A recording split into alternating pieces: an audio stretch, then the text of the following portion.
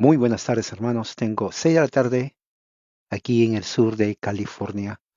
Hoy es sábado 13 de octubre del 2022. Y bueno, vamos a continuar entonces hoy nuestro estudio en cuanto a la historia de la Reforma en Ginebra. Ayer nos quedamos en el momento donde Calvino sale de Ginebra. Antes de empezar, vamos a hacer una oración. Acompáñeme usted a una oración, por favor. Vamos a, vamos a orar. Oremos. Gracias, Señor, por esta tarde, que tu gracia y tu amor nos acompañe a entender más cómo tú has obrado en Ginebra, cómo la iglesia ha estado desarrollándose, yendo por muchos cambios, a veces cambios no muy buenos, a veces, Señor, con violencia. Gracias, Señor, en el nombre de Jesús. Amén. Muy bien, muy bien, muy bien. Entonces, ayer habíamos hablado que el 23 de abril de 1538, Calvino Farel y los ministros huyen de eh, Ginebra porque se opusieron, número uno, a seguir las instrucciones del concilio que les ordenaba que sigan la liturgia de la vecina Berne en Suiza. Berne era otra nación en Suiza, pero era protestante igual, pero eran más moderados. Calvino lo veían muy extremista. Fíjense, ¿ok?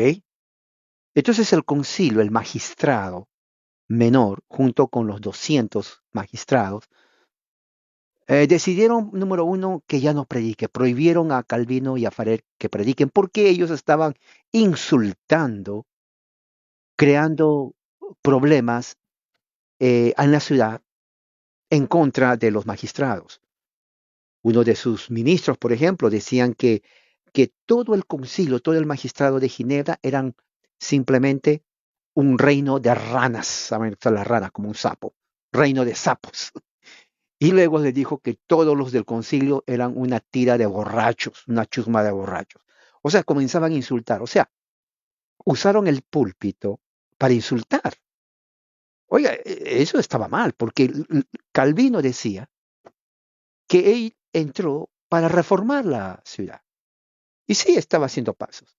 Pero también dijo que solamente se va a predicar exposición, una predicación expositiva. Pero ¿qué es lo que hace? Ya que el concilio, el magistrado, les dijo que no predicaran porque ellos no querían hacer lo que hacía Verne, entonces comenzaron a usar el púlpito para insultar. Y eso está mal. O sea, Calvino violó su propia ley. Entonces el concilio dijo, ok, ya que ustedes le dije que no prediquen y predican, y no, además, ni predican, sino nos insultan, entonces les vamos a pedir que se vayan de la ciudad. Es que se vayan. Le damos 3 días para que se vayan. Bueno, Calvino, que era orgulloso, no voy a esperar 3 días, agarró lo que tenía que agarrar y se fue. Salió. Eso fue el 23 de abril de 1538. Y también se fue Farel y otros ministros. Prácticamente abandonaron. Bueno, en realidad los echaron para afuera por su intransigencia, por ser, diríamos, rebeldes a lo que estaban diciendo. O sea, el concilio, hay que tener en claro, no les prohibió la reforma. Lo que ellos prohibieron es la actitud muy estricta, exagerada y radical de Juan Calvino. Tanto es que muchos de los que la apoyaban ya no querían nada con él. Eso tienen que ver de ustedes, esta es reforma, ¿eh? Entonces, ¿a dónde se va Calvino? Bueno, Calvino se va a la ciudad vecina de Ginebra, Estrasburgo. Estrasburgo es hermosísimo. Si se va de vacaciones, le voy a dar un consejo. Váyase a Estrasburgo. Se va a quedar encantado o encantada que ya no va a querer regresar a su país y ya no regrese, quédese ahí. Bueno, se va a Estrasburgo, Calvino, ¿no? Y está ahí por los próximos 3 años. Porque recuerde, él cuando salió enojadísimo, lo que él dijo es, nunca más en mi vida voy a regresar. Así lo dijo. O sea, se quedó muy herido el hombre, enojado. Ahí salió su ego, obviamente, ¿no? Ego, nadie es perfecto. Se sintió que no respetaron su reforma, aunque no era eso. Simplemente le estaban diciendo, no te vayas muy al extremo. Y Farel, que era otro extremista, dijo, no, Calvino, ¿te vas a dejar? No, Farel, ¿tú qué piensas? No, no te dejes porque yo tampoco. Bueno, entonces tú no te dejas, yo no me dejo, hay que ser tercos, hay que quedarnos aquí, nadie nos va a mover. Muy bien, se dieron una mano Farel y Calvino, eran una buena pareja de tercos, era verdad. Eh, y bueno, prefirieron salirse, pero fueron a diferente parte. Farel fue a otra ciudad en Suiza y Calvino se fue a Estrasburgo. Cuando estuvo en Estrasburgo estuvo 3 años, dice que fue los 3 años más felices de su vida en Estrasburgo. Cuando llegó a Estrasburgo, entonces inmediatamente él fue pastor de una iglesia de habla francesa en Estrasburgo. O sea, tenía ministerio, ¿no? La ciudad tenía más o menos unas 500 personas. Recuerda, es la Edad Media, Europa, ¿no? La Edad Media en Europa. Haga Google y vea las casitas de ese tiempo. Todavía hay. No ahorita, estoy hablando. Pueblos pequeños, campo, gente rústica, gente muy humilde, gente muy simple. Y bueno, se puede aplicar ahí, ¿no? Entonces, ¿qué es lo que hace? En una ciudad de 500 personas, Calvino comienza a enseñar exégesis bíblica en la escuela o universidad. Oiga, cualquiera no podía enseñar exégesis bíblica en ese tiempo. Usted tenía que ser un genio para enseñar. Y la gente que no estaba tan intelectual se quedaba, pero confundida. Oiga, estamos hablando de exégesis. ¿Sabes lo que es exégesis? Es agarrar el texto bíblico y hacer un estudio gramático cultural, puro hebreo, sintaxis, gramática de hebreo, y la gente cuando comenzó a hablar hebreo estaba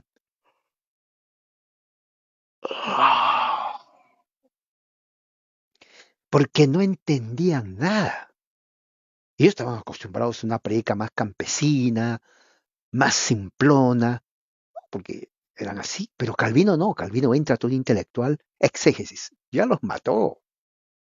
No pasaron 5 minutos y ya estaban ya.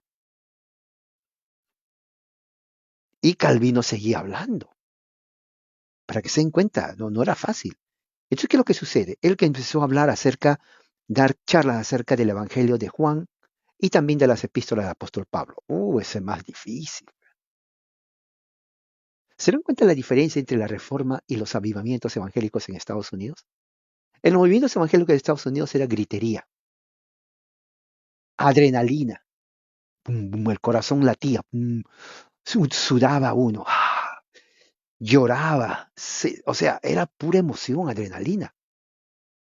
La reforma en Ginebra no era adrenalina, era estudiar la escritura. O sea, tú ibas con tu Biblia y, y bueno, no era leer, era estudiar griego, la historia. O sea, Calvino hizo una gran labor ahí porque despertó en la gente ese interés por la Biblia, lo que antes los curas nunca habían hecho. Ahora entienden por qué Calvino fue un reformador de verdad. Él enseñaba exegéticamente la Biblia. Y me hubiera gustado que usted esté ahí para que se dé cuenta de la diferencia. Hoy en día ya no se hace eso en las iglesias. Hoy en día es cuentos, chistes que se rían y al final salió peor de lo que entró. Terrible, ¿eh? Entonces, ¿qué es lo que sucede? Comenzó a escribir proyectos, incluyendo, escribió sus institutos en latín. Oiga, Calvino era una persona súper académica, no era cualquier ignorante.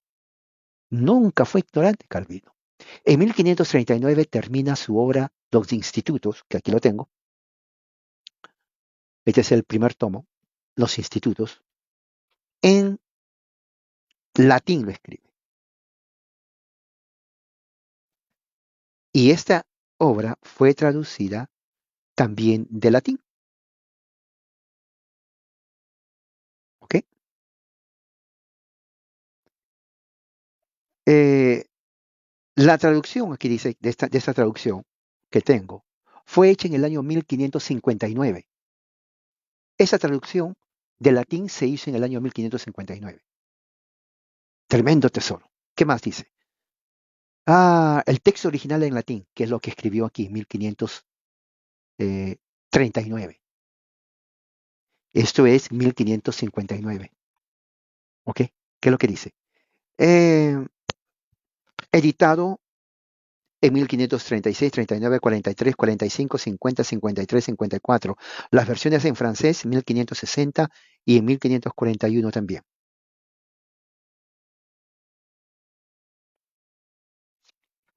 Hay palabras en latín que no lo tradujeron. Muy buena. Si usted quiere aprender latín, agarre esto. Eh, ¿Qué más? Bueno, toda una introducción, institutos de la religión cristiana, 1559. Entonces, ¿qué es lo que estoy tratando de decir? Que Calvino no perdía el tiempo. Calvino era un intelectual, fue realmente un reformador. Él fue el reformado, no Lutero. Lutero protestó. Es más, un protestante fue Lutero.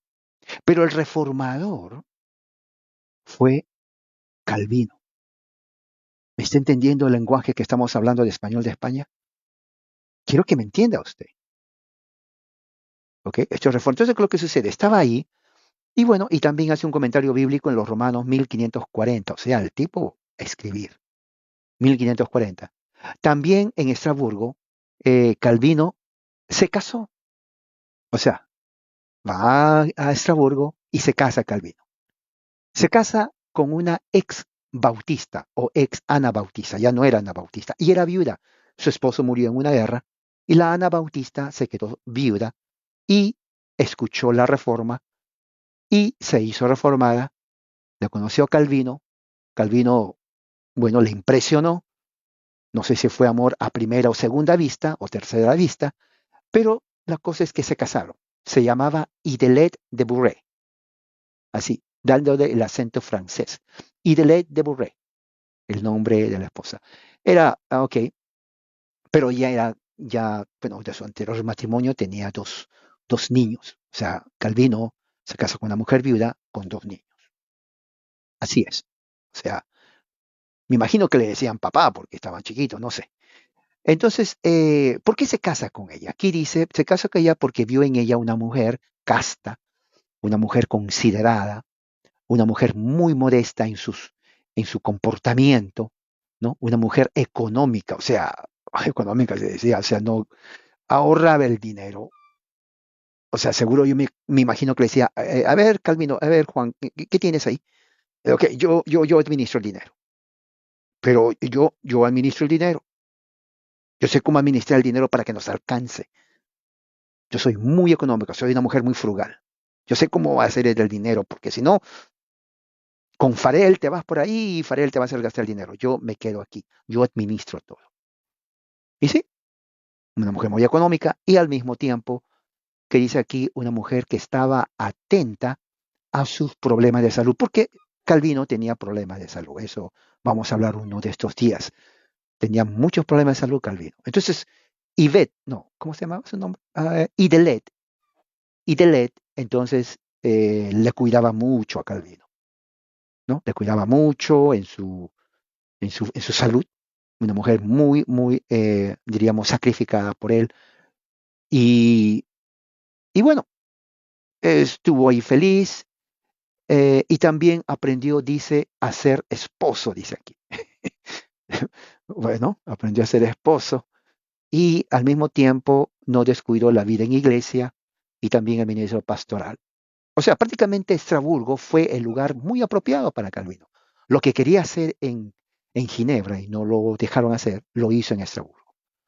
Muy bien, ahí conoció al otro gran reformador, buenísimo. Es más, yo tengo su libro aquí de él, Martín Bucero. Martín Bucero fue excelente, uno de los más grandes eh, reformados de su tiempo, reformadores. Bueno, estaban ahí, entonces Calvino fue pastor, eh, se hicieron amistad con Bucero, otro gran reformador alemán, y ya estaban los dos reformadores, el francés y el alemán, ¿no? El ministerio de ellos ayudó mucho. ¿no? En la profesión de fe, ellos definieron que es una comunidad cristiana, la importancia de la disciplina de la iglesia para promover la santificación y también el aspecto político para negociar reformas de la iglesia con los magistrados. Ahora, recuerde esto, cuando estamos estudiando la evangelicalismo norteamericano, para ellos la santidad era el Espíritu Santo, ¿no? La segunda obra de la santificación. O sea, tenías que sentir algo, hablar en lenguas, ¿no? Y comenzar a tener mucha eh, adrenalina, eso es santificación. Para los reformadores, eso no es santificación. Ellos entendieron santificación, según dice aquí, con disciplina eclesiástica. Interesante. Eso es más difícil. Cualquiera puede saltar y balbucear. Eso es cualquiera. Y cuando digo cualquiera, cualquiera. Pero disciplinado en la iglesia, no. Estamos hablando de 1539, en Ginebra, Suiza, en el corazón de Europa. ¿Ok? Nadie sabía de reforma. En Estrasburgo era algo nuevo. Entonces, ¿qué es lo que sucede? Ellos tenían que hablar con el magistrado igual. Así, en Europa era así. Sí, yo soy Juan Calvino, el francés, estuve en Ginebra, pero me corrieron, ahora estoy aquí en Estrasburgo, yo soy pastor. Quiero hablar con ustedes. Sí, señor Juan Calvino, siéntese, usted es francés. Aquí nosotros somos de Estrasburgo. ¿Cómo lo ayudamos? Bueno, mire, queremos que la religión protestante sea de la ciudad. ¿Cómo nosotros podemos? Se dan cuenta, comenzaban a haber un diálogo político-religioso. Así era Europa, así era. La religión y la política eran de la mano, iban de la mano. Entonces, ¿qué es lo que sucede? Bueno, entonces estaban aquí, entonces Bucero le ayudó mucho a Calvino, porque tal vez Calvino estaba un poco depresivo por lo que pasó, ¿no? Y le afectó mucho. Porque recuerde, estaba en Ginebra. Él hizo la confesión, hizo los catecismos, hizo toda la organización de la iglesia para que de un momento a otro el magistrado le diga, ¿sabes qué? No hagas eso, tienes que hacer como hace Byrne. Oiga, Calvino no era un tipo que decía sí. ¿Usted no lo conoce a Calvino? Un día de esto lo voy a presentar a Calvino. Porque Calvino era un tipo que cuando él decía no, es no. Y cuando decía sí, es sí. O sea, si que a él le diga, mira, Calvino, no seas tan drástico. Sé más, no sé, más blando. Eso, o sea, sé una persona un poco, cuando ya Calvino escuchaba eso, se ponía más firme en su respuesta. Cambiaba el resto de su cara. Y la gente decía, ya nos metimos en problema, ahora mejor no hay que seguir, no, mejor no sigas porque va a decir que no. O sea, disculpa, Calvino, no dije nada. O sea, Calvino era así. Entonces, bueno, ¿qué pasa? Entonces, implementó entonces una congregación de refugiados, ¿no? Y hizo una examinación pastoral, ¿no? Para todos aquellos que van a tomar la cena del Señor. O sea, Calvino se sentó. El que sigue, ¿sí? ¿Usted qué religión es? Yo era católico, pero ahora soy reformado. Muy bien. Bueno, vamos a entrar a la cena del Señor. Sí, gracias. No dije que usted va a entrar. Dije, vamos a entrar. Para que usted quiera entrar, tengo que examinarle si usted es digno de tomar la cena del Señor. Así era Calvino. ¿Me entiende? Me estamos comunicando. ¿Ok? Ok, terminaba. El que sigue. Sí, que mire, que yo por aquí, que por allá, que por... Ok, vamos a entrar a tomar la cena del Señor. Ok, vamos. No, yo no dije usted. Pero si usted quiere, tengo que examinarle cómo está su vida espiritual. Y así era. Así. Él era el pastor. Entonces, de acuerdo a lo que él conversaba, él decía, sí, entra, te quedas.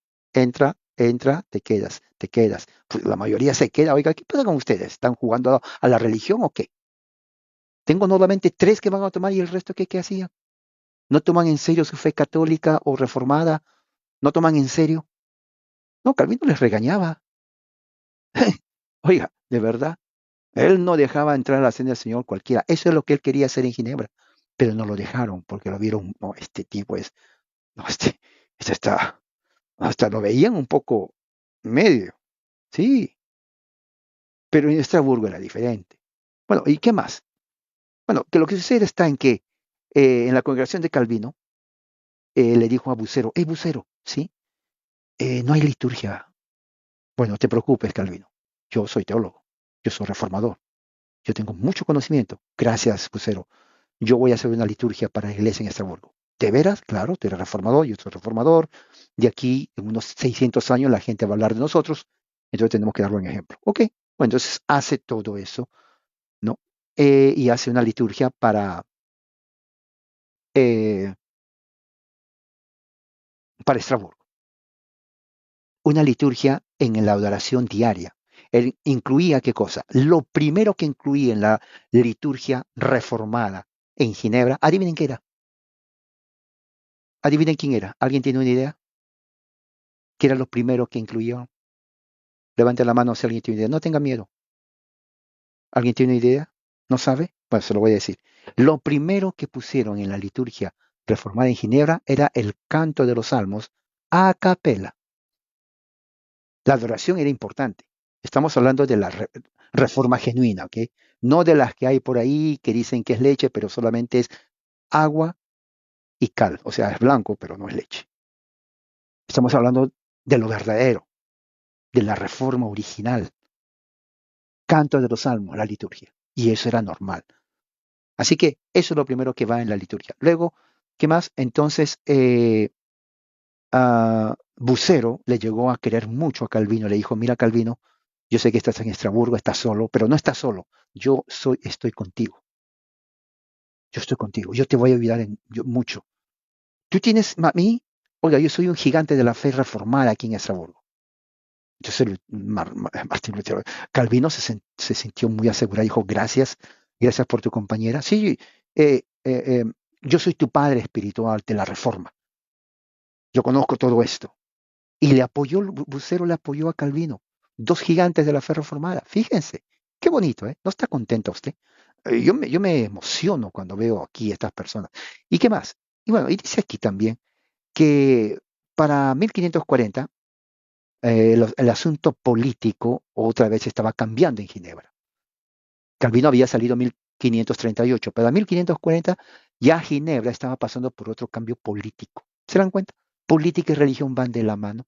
Entonces, ¿qué es lo que sucede?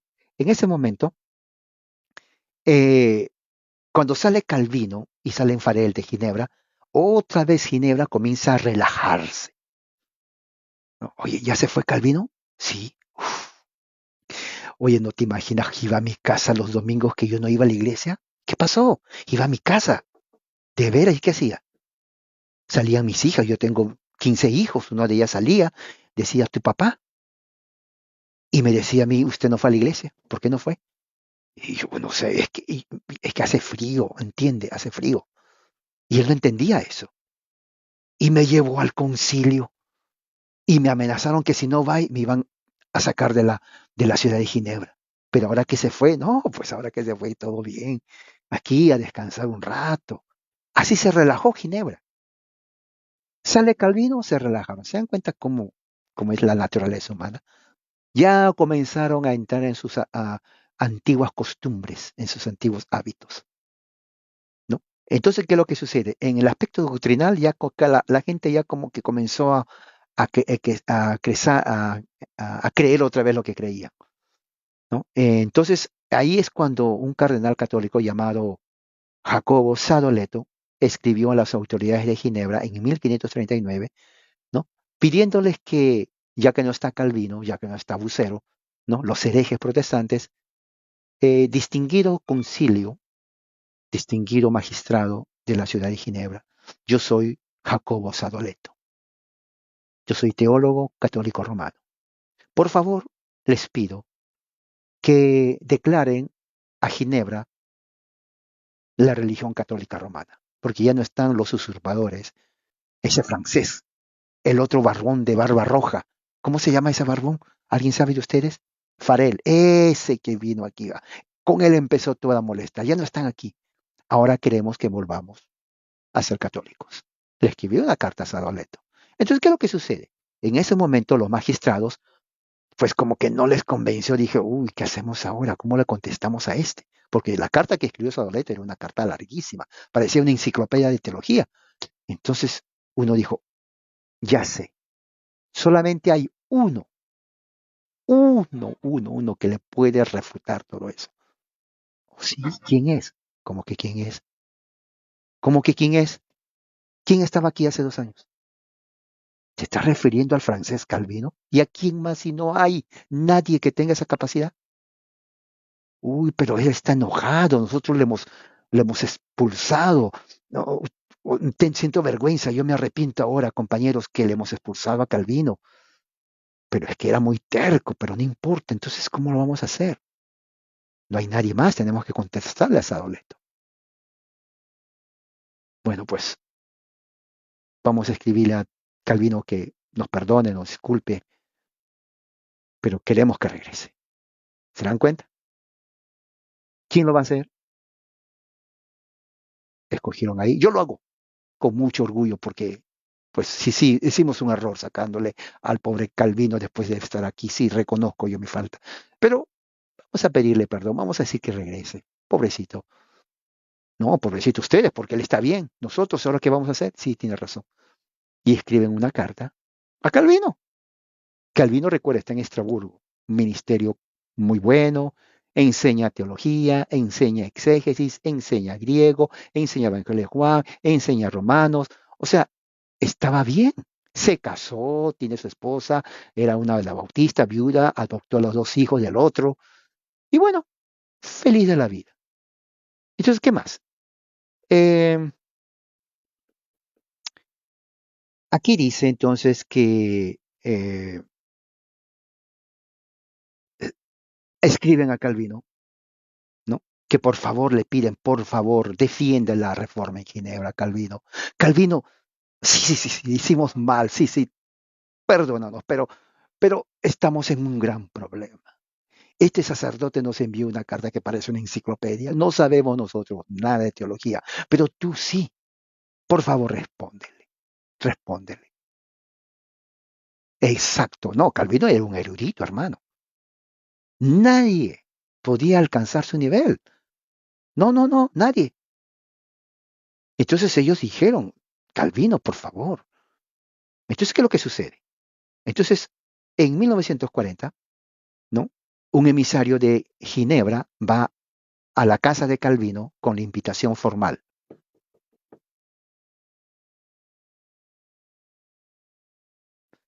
Ah, ¿Y Delet? Sí, esposo Calvino. ¿Quién toca la puerta? No sé. A ver, por favor, con mucho cuidado, ve quién es. Y Delet, la esposa de Calvino, se va y le dice, sí, yo vengo de los magistrados de la ciudad de Ginebra para hablar con el pastor, Juan Calvino. ¿Usted quién es, dama? Yo soy la esposa. Yo fui viuda de un anabautista, tengo 2 hijos y me casé con Juan Calvino y él me aceptó como su esposa y también a mis hijos. Oh, muy bien. Aquí quiero hablar con el señor Calvino, con el pastor, con mucho respeto. De Ginebra. Pero ustedes sí, sí, nos arrepentimos, pero no vengo por eso. Es algo muy serio que está pasando en Ginebra. Necesitamos su ayuda inmediatamente. Entonces la mujer le dice al esposo, que es Calvino, y Calvino viene, ¿no? Y le dice aquí, te rogamos, dice, te rogamos con mucha afección, decide venir, ayúdanos por favor, y te vamos a dar el lugar que tienes, tu ministerio, todo, pero por favor, le rogó a Calvino que regrese. Y le dice aquí, eh, pero Calvino dice aquí, no había olvidado la forma como lo trataron. Él estaba muy resentido, estaba muy dolido, muy resentido estaba Calvino. Y claro, uno diría, pero él es cristiano, tiene que perdonar. Sí, él lo sabe. Pero como humano se sintió maltratado, despreciado, que no reconocieron su labor. Oiga, eso es lo peor. Y Calvino dijo, no. ¿Se acuerdan que Calvino salió diciendo no voy a regresar? Y eso como que le trajo malos recuerdos en ese momento. En ese momento, otro gran reformador llamado Pierre Viret, Calvino, Pierre, hermano mío, somos nosotros soldados en la batalla del Señor, en la villa del Señor. Sí, hermano Pastor Calvino, pero vengo a pedirte algo. Dime todo lo que quieras, Pierre. Regresa a Ginebra. No, no, no. Eso sí que no me lo pidas. Pero Calvino, por favor, entiéndelo. No, no, yo no voy a regresar a Ginebra. Para nada. Entonces, ¿qué viene? Entonces, otra vez ah, hablan con su gran amigo, eh, Farel. Y Farel le dice, Calvino, quiero que regreses a Ginebra. Pero, Farel, ¿te olvidas cómo nos trataron a nosotros? No, no me olvido. Pero te necesitan en este momento crítico. Ya no es el momento de estar con, con, con eso del corazón. Ya pasó, ¿no? Y después de tanto que le pedían, al final Calvino dijo, ok, regreso a Ginebra. Mira, después que dijo que no iba a regresar, regresa a Ginebra. Dijo, sí, voy a regresar a Ginebra. Y él lo hace porque él dice que sintió que ese llamado no era de los magistrados, era un llamado divino. Fíjese, ahí cambió todo. Dije, yo regreso a Ginebra no porque ellos me están llamando, ni porque me están rogando, porque yo siento que es un llamado divino. Entonces, por eso se fue. Mira cómo cambió el panorama.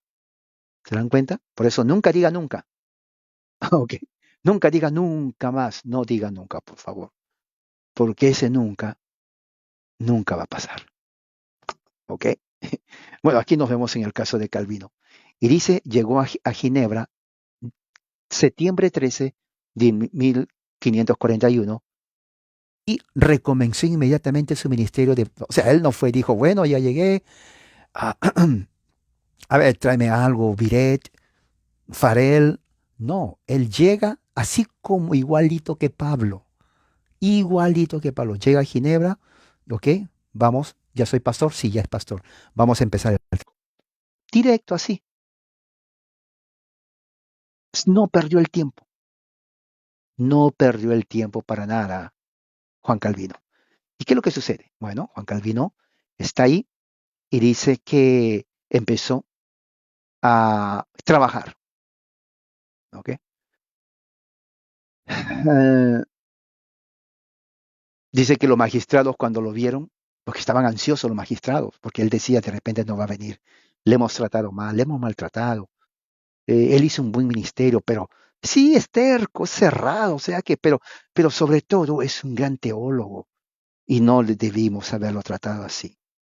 Y muchos estaban preocupadísimos. Ya no va a venir Calvino, pero cuando ven, miren allá, ¿quién es? Calvino, yes, se alegraron, todo el magistrado se alegraron. Una gran sonrisa, ¿no? Hasta yo comparto la alegría de ellos ya retrasado, pero lo comparto. ¿Qué más? Entonces llega el septiembre 13 de 1541, entonces va directo a predicar su ministerio, ¿no? ¿Y qué cosa creen? Dice que empezó a predicar, gracioso, mire, después de 2 años o 3 años, empezó a predicar en el mismo pasaje bíblico que dejó de predicar 3 años antes. ¿Se imagina eso? O sea, dejó de predicar, no sé, estaba Romanos, digamos, 8:15. Regresa y sigue con Romanos 8:16. Increíble. ¿Se dan cuenta? Si era Calvino. Bueno, entonces, ¿qué es lo que sucede? Entonces, eh, exacto. Sí, sí, sí, no. Claro, el rencor ya lo había pasado, recuerde, porque él lo sintió un llamado del Señor, pero no fue fácil. Por eso él regresa sin ese rencor. Él no podía regresar con rencor. No, no hubiera sido feliz. Pero ya regresa en paz. Regresa en paz sabiendo que Dios me está llamando. Interesante. Entonces, ¿qué es lo que sucede? Entonces, eh, las condiciones que Calvino había establecido eran dos. En Ginebra. Uno, que los niños de la ciudad sean catequizados. Directo al grano, Calvino. Directo al grano. No hay que perder el tiempo. Y la iglesia, la disciplina, debe ser ejercitada. Ahora, bien interesante, porque de estas dos partes, la primera no había problema. Los niños tenían que ser recatequizados. Recatequizados. Y número dos, ese fue el problema con los magistrados al principio? La disciplina. Ese fue el principio, porque el concilio de ese entonces vieron, no, esto es demasiado aquí. Bueno, Calvino dice, yo regreso, pongo mis condiciones. Mis condiciones es, vamos a recatequizar a los niños otra vez, porque parece que no lo hicieron, y vamos a ejercer la disciplina en las iglesias. Oiga, los enemigos de Calvino cuando estaban seguramente tranquilos, en ese tiempo los juegos. Oiga, vecino, ¿qué pasó? Adivine quién llegó a Ginebra. No, no sé. ¿Usted lo conoce? No, no lo conozco. Calvino. ¿Qué? ¿Qué dijiste? Vino Calvino. Pero si ya se había ido. No, ya está, ya vino. No me des mal. ¿Es una broma o qué? No, no, no. Calvino regresó. ¿Y qué cree? Que va a ejercer la disciplina en las iglesias. O sea que usted tiene que hacer planes para ir, si no, se va de la ciudad. La gente comenzó literalmente, sus enemigos hicieron muchos planes para sacarlo de Ginebra. Lo odiaban a Calvino, literalmente. Entonces, ¿qué es lo que sucede?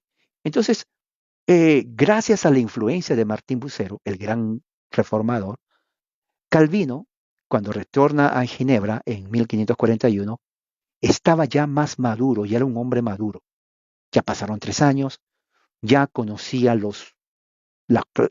aspecto político, cómo hacer política, de verdad, era un astuto y estaba mejor equipado teológicamente, ya estaba casado, el matrimonio aún no da experiencia, ya está más convencido, más con convicción, ya, ¿qué más? Ya conocía los asuntos de la política, del magistrado. Entonces Calvino regresa a Ginebra, no como entró la primera vez, sino ellos se quedaron, este Calvino, sí, está más maduro, si antes era duro, ahora está, pero hay que tener mucho cuidado con este ahora.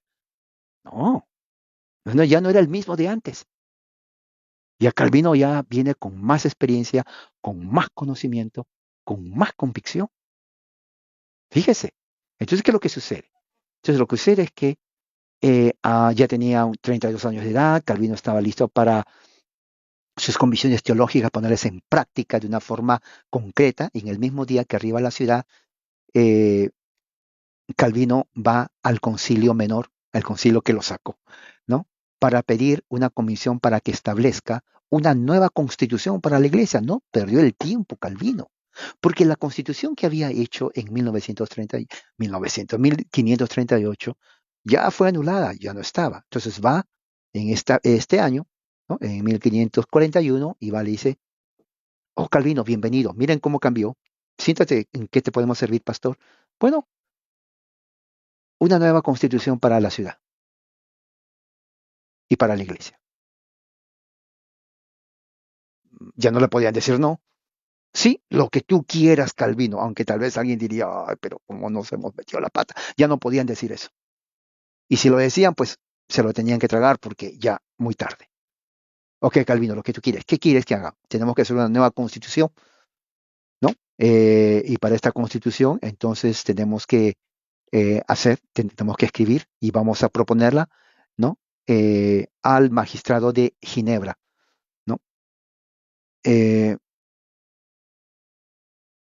y lo vamos a publicar dentro de las ordenanzas eclesiásticas en noviembre de 1941 y luego se le tuvo que llevar esto a la Asamblea General de Ginebra, ¿no? Recuerde que la Asamblea General es la que hizo de Ginebra una nación protestante en 1536.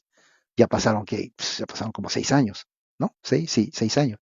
Entonces, ¿qué es lo que sucede? Entonces, durante los 200 años, ¿no? Por los próximos 200 años, la ordenanza eclesiástica que hizo Juan Calvino sirvió hasta el año 1741. Fíjese, 1741. Entonces, ¿qué es lo que sucede? La forma de oraciones eclesiásticas y los signos, el cual fue prescrito, ¿no? No eran nada con los católicos, era muy simple, ¿no? Era muy simple, pero era la forma de adorar. Calvino era así, una persona muy frugal, ¿no? Se centraba en la predicación en la adoración con los salmos y en las oraciones y en la administración de los sacramentos. Esta liturgia también incluía 35 salmos versificados en francés, compuestos por Juan Calvino, ¿no? Y escrito por el famoso poeta francés Clement Marot. Clement Marot, voy a hablar de la biografía de él, fue un polémico, porque muchos dicen que fue católico, unos dicen que abrazó la fe reformada, otros dicen que sí lo abrazó, pero luego se retiró. O sea, está como un poco debatible su experiencia de este hombre. Pero lo que sí es cierto es que él ayudó a Calvino, ¿no?, a la formación de la lírica y la composición y la música de los salmos de Ginebra, ¿no? Aquí tengo, por ejemplo, mire, aquí está. Estos son los salmos metrificados de Ginebra. Aquí es un librito chiquito. Aquí está, ¿no? Entonces, estos son los salmos en el inglés. Entonces, Clement Moret puso, como era poeta, él sabía cómo hacer todos los rimas, todo por aquí. Bueno, hizo eso. Luego, ¿qué más? Luego, bueno, enfatizó mucho el canto de los salmos en las iglesias en Estrasburgo y se convirtió en una práctica en la iglesia ginebrina también. O sea, lo que hizo en Estrasburgo, lo hizo en Ginebra ahora, ¿no? El tercer mayor documento que hizo el reformador fue hacer el catecismo eh, de Ginebra de 1542. Ya había hecho otro, pero era de niños. Ahora hace esto, otro catecismo en 1542. Fíjese, interesante, para Ginebra. Al igual que Busser, ¿no? Era 373, 300, 373 preguntas, ¿no?, que empieza diciendo para qué creó, para qué Dios o cuál es el fin principal del hombre, el cual viene a ser la misma pregunta que los teólogos de Westminster toman de Juan Calvino y lo ponen como la primera pregunta de la confesión y el catecismo de Westminster. ¿Qué les parece? La influencia de Calvino, ¿se dan cuenta? ¿Qué más? Entonces dice aquí, también agrega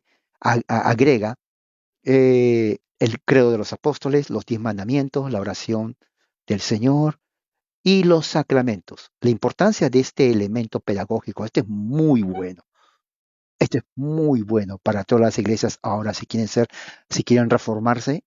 Lo que hizo aquí Calvino solamente ese documento es buenísimo en todo aspecto. ¿Y qué más? Dice aquí, la importancia del aspecto pedagógico de las iglesias de corte calvinista a través de Europa es atestiguado por el número de ediciones que aparecieron en un corto tiempo, incluyendo traducciones en latín, inglés, español. Ya había en español también ese tiempo. Voy a buscar, o puede hacer Google después, ponga Catecismo Ginebrinos 1541 en español. Si lo encuentra, me avisa. Bueno, y dice aquí, el catecismo ginebrino se convirtió en el medio primario de instrucción de los niños reformados en toda Europa. ¡Wow! Esto es increíble, hermano. De toda Europa. ¿Se imagina?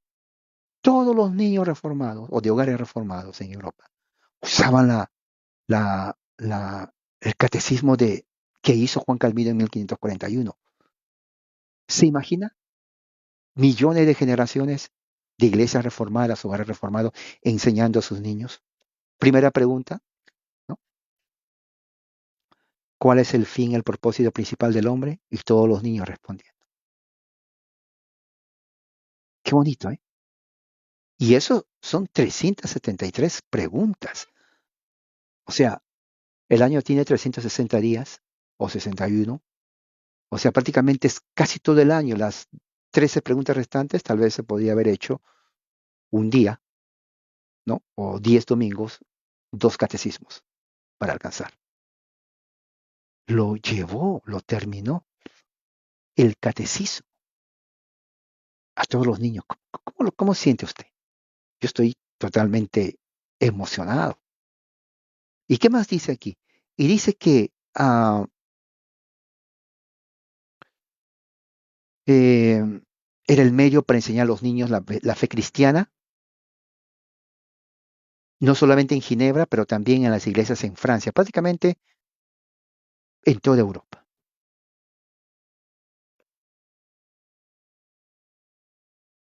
¿Qué tipo de estructura eclesiástica quería Calvino para las iglesias reformadas? Bueno, muchos dicen que Calvino quería una sociedad teocrática. Este es bien importante. Por eso lo odiaban a Calvino. Este es un aspecto muy importante en la vida de Calvino.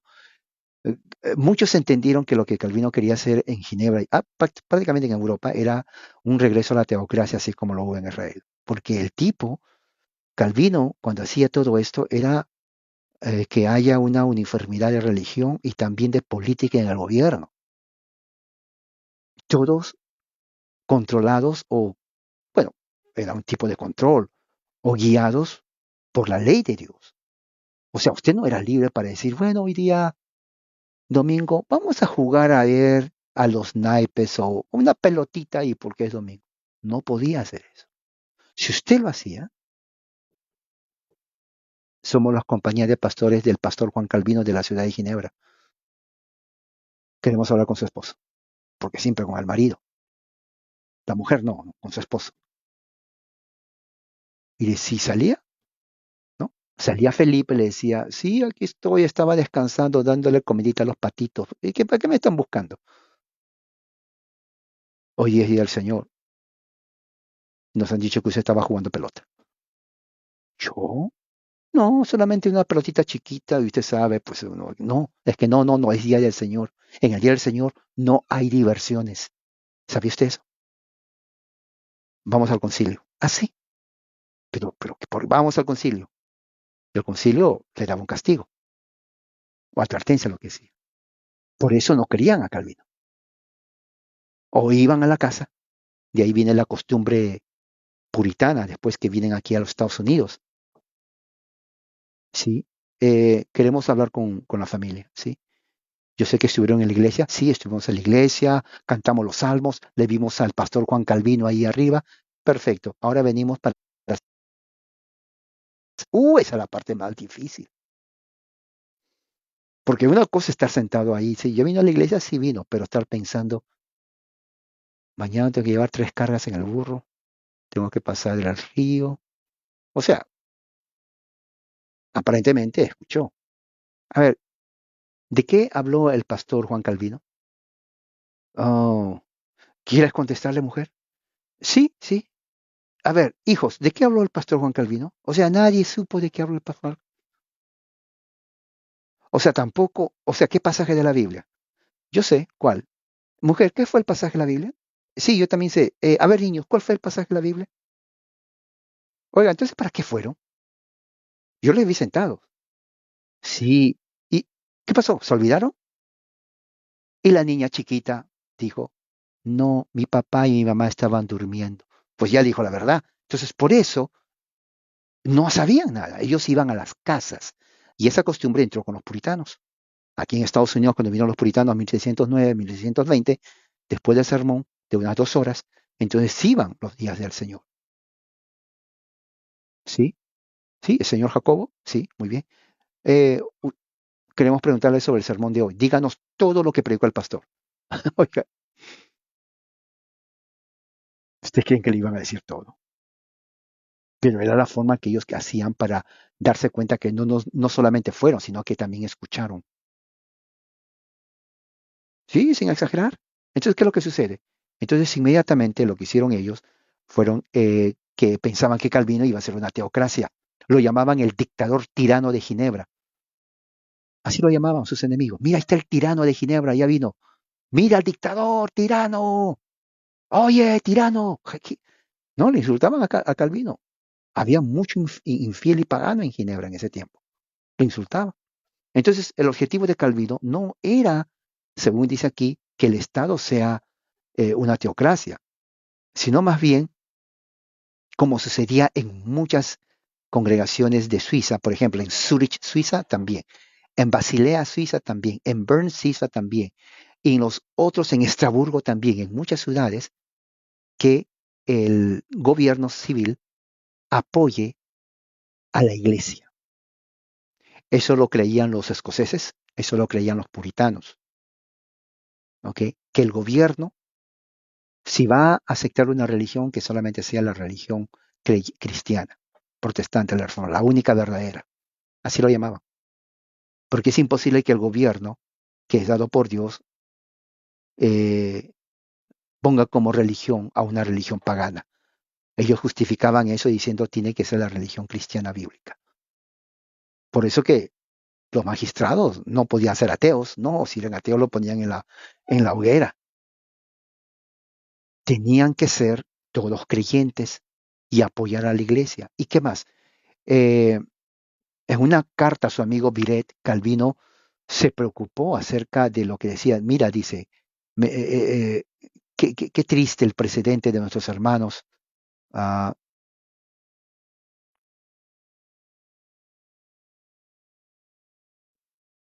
ok, mira lo que dice Calvino, le dice a Viret, dice, cuando va a Ginebra, dice, qué triste ver, porque en Ginebra la iglesia pone como cabeza del Estado a los magistrados, y no tiene que ser eso, dice, la cabeza es Cristo.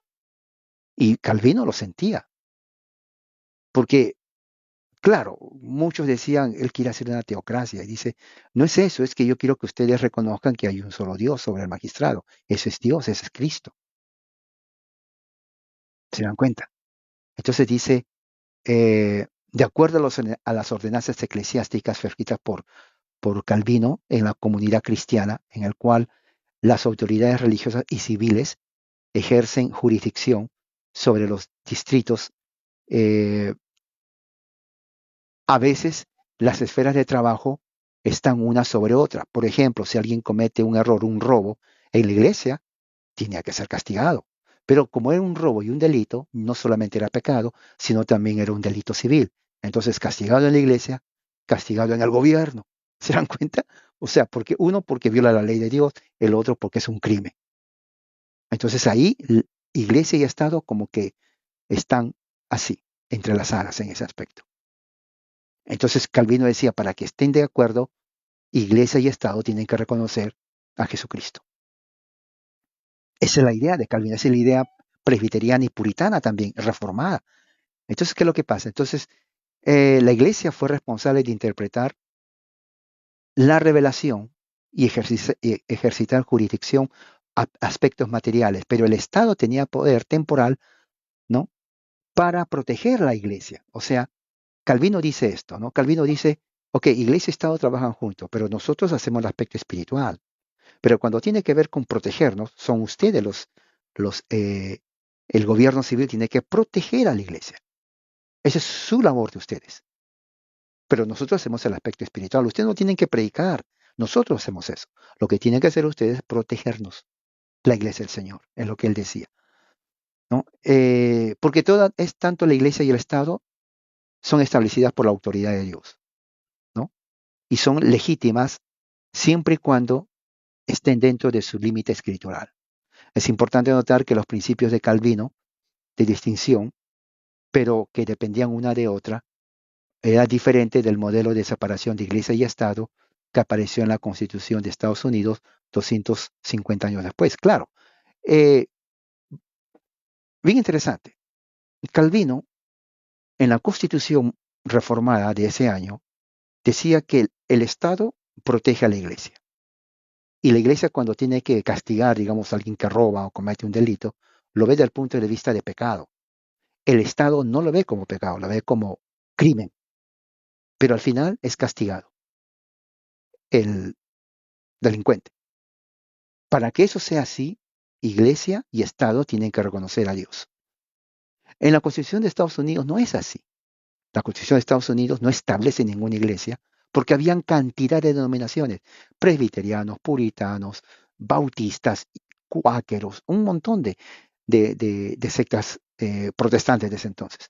Entonces lo que hace el Estado es, no niega a Dios, pero no establece una iglesia nacional. Entonces al no establecer una iglesia nacional, pues cada congregación es libre y en la libertad de hacer su vida normal. El Estado no se mete con ellos porque les da amplia libertad religiosa, pero al mismo tiempo no tiene una favorita. En esos tiempos, en el tiempo de Calvino, las favoritas eran la iglesia anglicana y la Iglesia Católica Romana y la Luterana. En Estados Unidos no es así. En Estados Unidos todos pueden venir, pero no hay iglesia oficial. Pero no es que el Estado se oponga, sino que al haber tantas denominaciones, para que una no diga, ¿y por qué a ellas y a mí no? No. ¿Y por qué la escogió esa denominación y por qué no a mí? Para evitar eso, no nos metemos con nadie, cada uno practica su religión y nosotros le damos la libertad política que tienen que hacerlo. A eso se está refiriendo, ¿no? En el siglo XVI, los magistrados, por ejemplo, quemaban heréticos, inmorales, mantenían el templo de la ciudad. Ellos ponían, los magistrados ponían a los ancianos, a los diáconos y a los presbíteros para que sean pastores de la iglesia, ¿no? El magistrado tenía todo un horario para las fiestas públicas, para la cena del Señor, también para los diezmos y para las ofrendas, y la ciudad pagaba el salario de los obispos, de los pastores. Fíjese, la ciudad hacía eso. Y también dice aquí, por su parte, los ministros de Ginebra eran empleados del Estado. El Estado sí, por ejemplo, si el Estado decidía, bueno, ya no te necesitamos como pastor, te vas. Eso decía el Estado, ¿no? En cualquier momento, ¿no? Eh, y ellos decidían quién debe sentarse con ellos en el concilio de los ciudadanos. O sea, prácticamente el Estado tenía mucho poder dentro de las iglesias. Entonces, por eso que muchos decían, esto no es reforma, porque salieron del catolicismo, ahora van contra el yugo. Reformados, ¿qué clase de reforma? Lo criticaron a Calvino mucho por esto. Calvino no tenía autoridad civil. Ellos solamente ejercían autoridad moral dentro de los deberes de Ginebra, ¿no?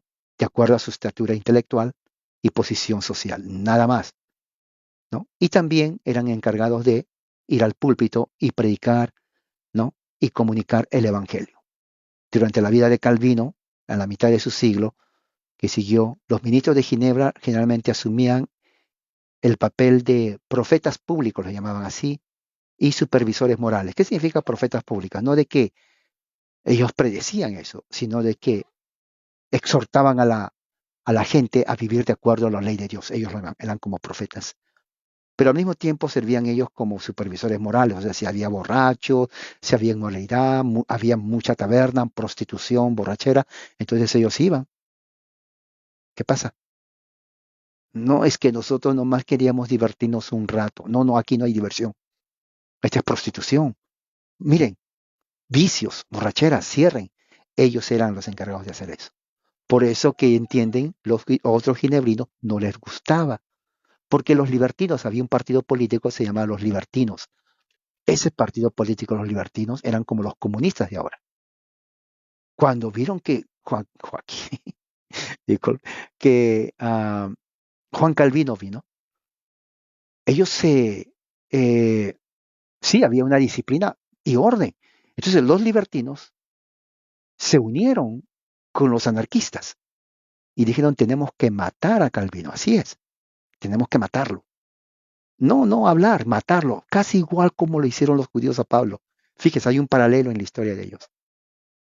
Y le amenazaron de muerte a Calvino. Dicen, te vamos a matar. Porque Calvino, pues lo que hizo Calvino, el concilio le apoyaba y a la gente no le gustaba que le digan, pues, ¿a dónde vas? ¿Qué estás haciendo? ¿Por qué no fuiste a la iglesia? No te vistas así. No, un montón de cosas. Se había vuelto bien, o sea, caminar en Ginebra, uno tenía que decir, ¿ahora qué me he visto para que no me vean mal? ¿A dónde tengo que ir porque me están siguiendo? Algo así. Entonces, mucho no les gustaba. Decía, tengo que tener algo de libertad. ¿Se dan cuenta el conflicto de lo que estaba pasando en Ginebra? Entonces, ¿qué es lo que sucede aquí? Entonces, muy bien, los juicios y ejecuciones, aquí habla de Miguel Cerveto, ¿no?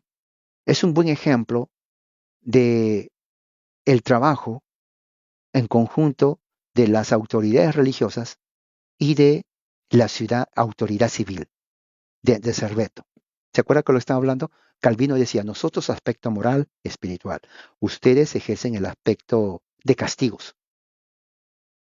Y si hay algo que esté de igual, por eso tenían que tener la misma religión para que estén de acuerdo. Herejía era un pecado dentro de la iglesia, pero herejía también era crimen, porque si el concilio era cristiano, no podían aceptar a alguien que niegue la fe cristiana, por lo tanto era pecado y era crimen. ¿Se dan cuenta? Ser hereje era pecado y crimen. Cuando es pecado, expulsado de la iglesia, pero cuando es crimen, tenía que ser castigado por el magisterio civil. Y aquí es donde muchos dicen, oh, Calvino lo mató. Calvino no mató a nadie. Calvino no mató a nadie. Calvino lo que hizo fue, no tenía parte en la iglesia y dio parte al concilio. Es más, católicos hasta buscaban a Serveto. Es más, tarde o temprano, si no hubiera sido Calvino, o bueno, Calvino lo mató, o la, el magistrado de Ginebra, lo hubieran matado el magistrado católico, porque él era un renegado, un blasfemo contra las cosas de Dios. O sea que el tipo era odiado, no solamente por reformadores, sino por católicos. A cada lugar que iba, insultaba la fe cristiana. Lo insultaba abiertamente y se reía de ellos. O sea que el tipo era buscado y odiado, ¿me entiende? ¿Ok? Entonces, ¿qué es lo que sucede? El papel de Calvino en este asunto muy trágico, dice, no era oficial. Sin embargo, ya que él llamó al concilio para que arresten a Serveto, él sirvió como un consejero teológico al concilio durante el juicio, ¿no? Él se reunió con ellos en una forma privada y también con Serveto habló con él. ¿Por qué se reunió con Serveto? Bueno, Serveto odiaba a Calvino, número uno, que lo había conocido de años. Él insultaba a Calvino, escribió contra él. O sea, el tipo basurió a Calvino, le dijo de todo lo que se venía en la mente a esa persona, le dijo a Calvino. Le dijo a Calvino. O sea, a Calvino se burlaba de él. Entonces Calvino, cuando entra a Ginebra, le reconoció, va al concilio y dice, mire, ¿sabe qué? Arresten a esa persona, es un blasfemo, es enemigo del cristianismo y está aquí en Ginebra. El magistrado protestante va y lo arresta. Calvino va y habla con Serveto, diciéndole, Serveto, para de estar insultando, ya no sigas con lo que estás haciendo y no te van a castigar, no te van a matar. Pues, Serveto no le importó eso. Serveto se rió en la cara de Calvino, dijo, ni me hables, no le prestó atención en lo mínimo, ¿no? Y Calvino va al concilio, le dicen, ¿saben qué? No lo quemen, no lo quemen. Quiero que más bien lo decapiten. Un golpe en, eh, en el cuello con una espada muy pesada, suficiente, la cabeza rueda, la muerte es rápida, no tiene que sufrir. Si lo queman, va a sufrir porque está vivo. No la hagan sufrir. No quiere retractarse, sigue terco. Bueno, por favor, no lo quemen. O sea, Calvino, claro, nos dicen, pero ¿de qué vale de que lo quemen o no? De todas maneras, iba a matarlo. Sí, pero recuerde, Calvino habló con él, porque si él se hubiera retractado, ya no lo hubieran matado. Tal vez lo hubieran castigado, pero no muerte. Calvino va y le dice, no seas así, retráctate, por favor. Él dijo, no me voy a retractar. Se burló. Entonces Calvino no lo dejó así, él fue al concilio y dijo, ¿saben qué? No lo quemen. Un golpe y ya está. Muchos lo ven eso como que en realidad Calvino no estaba de acuerdo ni siquiera con el golpe. Parece que para él la ejecución era muy drástica. Lo más que hubiera sido es expulsarlo de la ciudad para siempre. Pero los católicos lo hubieran matado porque así se mataban los herejes. Decapitación o en la hoguera. Y por otro lado, Calvino no tenía poder político. Él era solamente poder moral. Muchos dicen, pero si tenía poder, ¿por qué no lo hizo? Es que no tenía poder político. Es más, aunque él hubiera dicho al concilio, estoy en contra de eso, de la muerte, por favor, él no tiene poder. El concilio decidió matarlo. Y así fue. O sea, no fue Calvino, no fue la iglesia, fue el concilio. ¿ok? Eso hay que tener muy en cuenta eso. Eh, Dentro de la ordenanza eclesiástica, Calvino había decidido que habían 4 oficios: el oficio de pastor, el oficio de doctor, el oficio de anciano y el oficio de diácono. 4 oficios en la iglesia reformada: pastor, doctor, anciano y diácono, ¿no? Él decía que estas 4 divisiones prácticamente es lo que enseña la iglesia apostólica, ¿no? Y está prescrito en lo que Pablo dice en sus epístolas. Los pastores o ministros serán responsables para la predicación de la palabra de Dios y para administrar los sacramentos, las ordenanzas pastorales, etcétera, ¿no? ¿Qué más? El oficio de doctor era o maestro era único, una característica única de la Constitución de Ginebra solamente, y muy distintiva de la ecología de Calvino. Los doctores, como los pastores, estaban encargados de interpretar la escritura y enseñar doctrina sana, ¿no? Y su mandato se extendía más allá de la congregación local, a iglesias muy grandes, ¿no? Y también eran responsables de enseñar o entrenar a futuros pastores para proteger a la iglesia de las doctrinas falsas, de herejías y de errores, ¿no? Calvino fundó la Academia en 1559, que consistía, por ejemplo, en latín, ¿no? Y también, eh, y de ahí iban a un grado más alto para estudiantes que querían aprender el ministerio, ley o medicina. 3, teología, ley o medicina. Eso es lo que ellos estaban enseñando. Luego el tercero, dice, es de anciano. Se escogían a 12 ancianos laicos para los magistrados. Los magistrados escogían a 12 ancianos laicos de entre los 3 niveles del gobierno civil de Ginebra. Ellos eran responsables de cuidar de la vida de cada uno y exhortarles de una manera amigable a los que estaban siendo débiles en la fe o estaban viviendo en forma desordenada, o aquellos que necesitaban alguna otra ayuda. Tenían que hacer un reporte a la compañía de pastores, ¿no? Para hacer una corrección de hermandad a los que estaban andando mal. También aquí es donde por primera vez la ordenanza eclesiástica crea la institución llamada el consistorio. De aquí sale, ¿ves? Calvino lo creó. El consistorio, una iglesia, una corte de la iglesia que consistía en los pastores de la ciudad, ancianos laicos, que se reunían cada jueves al mediodía con el propósito de observar la disciplina, ¿no? En la iglesia y también la doctrina, la moralidad. Y si hay alguien que hay que disciplinar, tenían que ir a sus casas y hablar con ellos de persona a persona. El consistorio no tenía poder para imponer castigos físicos. Ellos solamente tenían poder espiritual con la palabra de Dios. La disciplina del consistorio solamente tenía como propósito cuidado pastoral. En otras palabras, medicina espiritual para traer al pecador al Señor, ¿no? El cuarto oficio, entonces, de diácono, quieran un diácono. Un diácono, Calvino aquí provee justificación bíblica por 2 oficios que ya existían en Ginebra: los que estaban a cargo de hospitales y los que estaban a cargo de las necesidades de las personas de la ciudad, ¿no? Entonces, los diáconos parece que estaban encargados de las necesidades físicas y materiales de los hermanos y de la ciudad. Muchos de los diáconos trabajaban en hospitales, la mayoría trabajaba en hospitales, ¿no? Eh, También dando bienestar público a los ginebrinos. Entonces, prácticamente, esto se entiende como una revolución política ginebrina llevada a cabo por Juan Calvino, ¿no? Cuando regresó de Estrasburgo.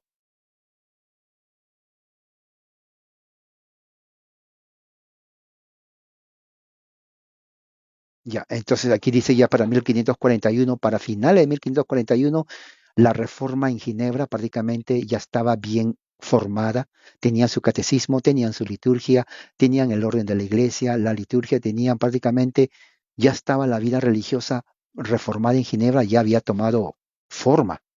Increíble, ya había tomado forma, hermanos. Increíble, increíble todo lo que hizo Juan Calvino. Bueno, aquí nos vamos a quedar porque lo que sigue, ojalá lo haga mañana, y si no, va a tener que ser durante la otra semana, porque lo que sigue es casi todo un capítulo, adivinen de qué, algo que les va a gustar a ustedes, a mí me gusta, se llama La verdadera adoración reformada. ¿No les gusta? Oh, a mí me encanta eso. La verdadera adoración reformada del tiempo de Calvino. Vamos a hablar de eso. Si no es mañana, tal vez más adelante de la semana, pero es uno de los mejores temas que me gusta. Así que vamos a dejarlo aquí. Vamos a dar gracias a Dios. Mañana, Día del Señor, recuerden, tenemos nuestra reunión a las 8 de la mañana, siguiendo nuestro estudio del libro de los Hechos. Padre, gracias por tu amor y tu misericordia. Que tu gracia y tu amor sea con nosotros, Señor, y ayúdanos siempre a estar constantes aprendiendo tu palabra. Así, Señor, en el nombre de Jesús, amén. Hermanos, prepárense para mañana. Lean un salmo antes de dormir para que mañana se despierten con un espíritu alegre. En el nombre de Jesús, amén.